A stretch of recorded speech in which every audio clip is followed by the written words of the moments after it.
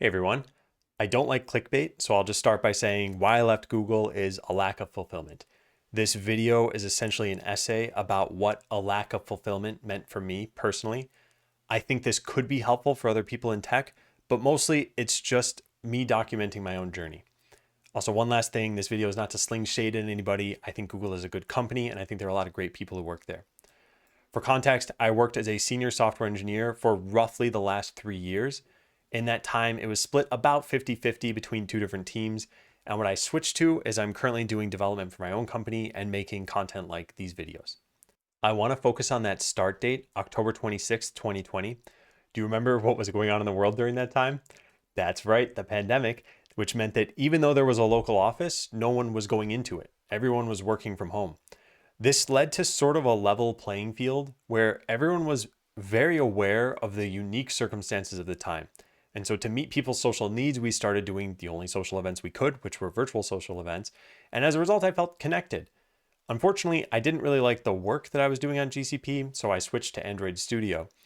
At the same time, the team that used to be a local drive away was now a 2-hour flight away.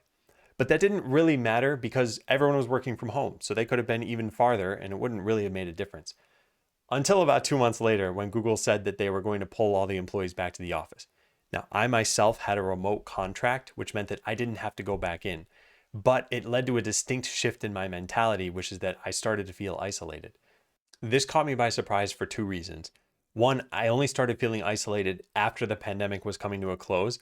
And two is that I'd been working from home for 5 years prior to working at Google, streaming on Twitch. And so I thought it was the working from home part that was keeping me sane, but it was actually working around people. When I was on Twitch, I was interacting with people almost every minute for the entire workday. I think there were a few causes of isolation. One is that shared awareness that people had of the unique circumstances of the pandemic started to dissipate as more and more people would go to the office and presumably get some of their social needs met by talking to their coworkers, having meetings in person. So those virtual events dropped and people seemed to lose interest in them as well. I couldn't really host them as much anymore. The last part was that I did have a local office I could go to with a portion of my team, but I wasn't going to it. To be clear, I'm not taking a stance on remote work. I think there are pros and cons to working remotely and to working in the office, and I think that you should do what's best for you and for your company. I also don't blame anyone for what happened. We were in a very, very unique world event that took place for a long time, and then in transitioning out of it, people didn't necessarily know what to do, myself included. I started booking more one-on-one meetings with people and just kind of generally looking forward to those touch points that I get with other people. And then I found out about a technique called body doubling. It's very, very simple. You just be with a friend. You could either have a call, a video call, or you could have them over to your place, and then you just do something. And it doesn't need to be the same thing, and you're not necessarily talking while you're doing it. In fact, most of the times that I did this, it would be a video call on Discord with a friend. We were silent probably 80-90% of the time, and he'd be studying a course and I'd be coding something. Isolation aside, there's the bigger topic that I touched on at the beginning of this video, a lack of fulfillment. This is a very complex topic. There are lots of questions like, what is fulfillment? What's different between working at company A versus company B when it comes to fulfillment? And what are the signs that you're lacking it? And I want to talk about the signs that I faced. I had kept a Google journal while I was working there. I've never shared it. It's very personal to me. And the first few entries were actually pretty positive. Then about 6 months in, I got to this entry. I think I've realized over these last couple of weeks why ownership is so important to me. It's basically the only way to get me to care. I feel like I'm doing work that's assigned to me and I have a certain amount of pride in doing it well. But beyond that, I don't think I want to go the extra mile unless it's for a person, not the company. For example, I was happy to help another team. I had to remove that example. But I don't want to take more sprint tasks from the backlog since that's for the product and it'll get done eventually anyway. Talking about that ownership bit at the beginning, a long time ago, I worked as a software development engineer and test at Microsoft. And there I felt like a wanderer. I was testing other people's code. So at no point could I look at the product and say, I did that. That's something I worked on. It was mostly things that were bugs that had been ironed out that I could say I prevented that. And I just felt that lack of ownership. But the important part is this highlighted bit here. I don't think I want to go the extra mile unless it's for a person, not the company. That was an illuminating realization for me. Let's move on to a later journal entry. This one is from about 6 months later and has the very grim title, Death to Motivation. I know for sure that I need a new team. I just don't feel like Google is serving a major purpose for me any longer. It's just for money, which in my own opinion isn't worth prioritizing over my happiness. A new team could potentially renew my excitement, so I'm going to give that a shot.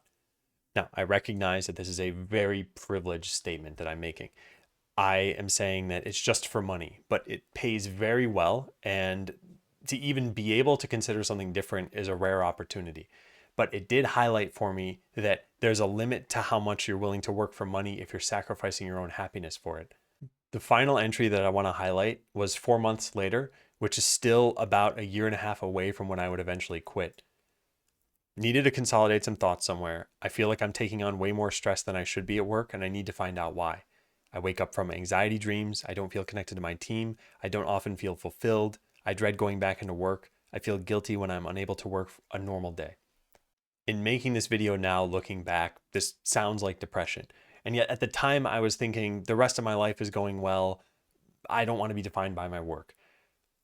I tried to do some things to alleviate my stress. So I started working on some projects after work that I would find fun. And I tried restructuring my workday so I was working on important things that would make me feel better by the end of the day. But I think this little visual here kind of captures how I felt at any given point, which was that I was unhappy. I could recognize that. And yet I knew that at the end of 2023, when I'd eventually quit Google, that I'd be doing things I was more excited about. So the tough part was this time in the middle of how do you convince yourself to do something if you know that time will eventually just sort of correct it for you? I don't know if those journal entries make me sound unhinged. On the surface, I was working a cushy job at a big tech company. That alone is something that many people strive for. And yet I decided that wasn't good enough and I wanted to do something different. That in itself caused a massive amount of stress, which is what led to me quitting, which is what this video is about. And yet at some point you could just retitle this entire thing, Hyperprivileged Tech Bro Complains About Things. So I recognize how this might come off, and yet I still want to share the journey here. After analyzing it all to death, I came up with 3 things that I think summarize my fulfillment: impacting people, having creative control, and this thing I'm calling return on energy investment. So to break those down, impacting people. If you think about most products and services at Google, they impact many, many people, millions of people. And so you could sort of look at your work as, if I make a new feature, I might just be impacting hundreds of thousands of people with the work that I've done. But for me, I think it's a little more personal than that. I like hearing how I've impacted people and seeing that impact. And so I came across a quote at the end of 2021 that I really like on Reddit. This person was describing their work experience, and they said, I keep thinking that if everyone told me the things I hear in my final 2 weeks, I would have worked forever. You need to tell your coworkers, subordinates, and bosses what you think of them when it's good. As a content creator, there's no layer in between the two of us. It's just direct communication. I'm talking to you right now, and if you were to leave a comment, I would be able to read it and know what you think. That feedback loop can provide a lot of opportunities for growth. It lets me know what I could do better, but at the same time, it allows you to provide words of validation, encouragement, enthusiasm. And in some sense, it's almost like we're always in that last 2 weeks mode where you can be clear and honest about things. I don't know if it's because we're not coworkers, so there's no competition there, or it's the internet, so there's anonymity. But either way, the feedback loop is something I really appreciate about content creation. The second piece of the fulfillment puzzle is the most straightforward. I can work on what I want, how I want to, and for how long I want to do that for. At a big company, you invest time and money into a project, so you need a business justification for that project. So it would be really hard to justify saying, well, you know what, I want to go work on video games for the next 2 months and then come back to this project and then switch to something else for a couple of weeks. You have some flexibility usually within a team, but it's usually about which specific features you want to work on. The final piece of this puzzle is the most vague for sure. And it's this concept that if you put an hour of energy into a big company, I don't feel like you reap an hour's worth of benefits or personal satisfaction out of it. And I recognize that this is really just my mentality around this, but I feel like every hour I put into my own endeavors seem to give me at least an hour's worth, or sometimes even more, depending on how that's taken by my audience or how it builds up my own knowledge or creative fulfillment. All right, conclusions from this video. For one, I feel like there's a philosophical component underpinning all of this, which is that you can create fulfillment and enjoyment regardless of your circumstances. So there are almost certainly alternate timelines here where I stayed at any of the jobs I had throughout my entire career and had a very rewarding and fulfilling life. But at the same time, my journey doing what I'm doing now isn't over. So maybe in 5 years, I'll produce a video saying why I was unfulfilled doing content creation for the last 5 years. The final point that I have here is, are you unfulfilled at your job or in your life somehow? I think if you're on the cusp of some big change, let's say 3 weeks from now, that sure, you could just power through it. But one of the big regrets I had is that I felt like I was in it for a long time and didn't do enough to try to change my circumstances or my mentality so that I can look at things in a better light. I hope you took something from this video. Thank you for watching this far. If you like hearing me ramble on about things, here are some other links where you could do that same thing. Thank you very much for watching.